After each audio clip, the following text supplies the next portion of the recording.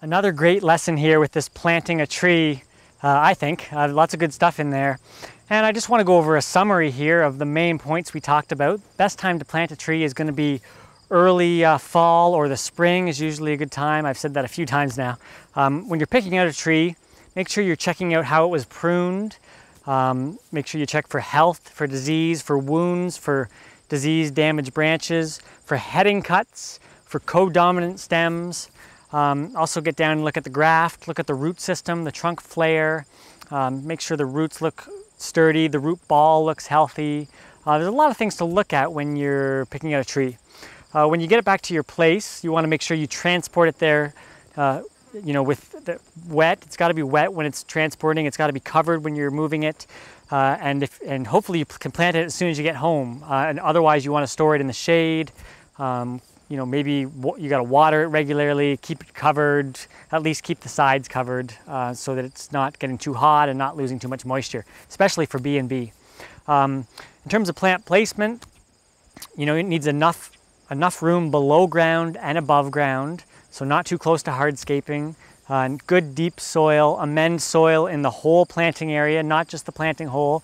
Make a nice big, this was kind of a minimum here. I did about 4 feet wide for this little tree. Eventually that'll expand out. A nice big root zone. And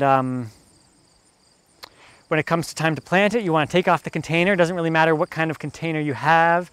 You want to make the planting hole at least 1.5 times wider than the width of the root ball, and only as deep as from the topmost root down to the bottom of the root ball, or even shallower than that. You want to plant it a little bit high, and it's a little bit higher if it's a heavy soil, a clay soil, a really rocky kind of soil, or a really, really waterlogged kind of soil.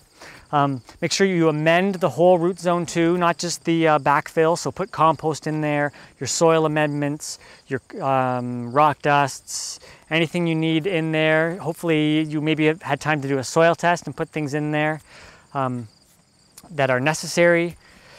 Then you want to get maybe your biostimulant package on there, your mycorrhizal fungi on the root system before you plant. You may have to slice the roots before you plant it. I put half of my backfill in, tamp that down, water that in. Then I put my other half of my backfill in and maybe water that in too. I don't put any soil on top of the root ball or any mulch, but I do mulch very well around the rest of the root zone with an organic mulch, 2 to 4 inches. I may stake the tree if it's necessary, but it may not always be necessary. You can decide. And then after that, I'm mainly I might do a little pruning, but nothing major. And I'm just going to make sure it stays mulched and watered, especially for that first year. And I think those are the main things I want you to remember about planting a tree.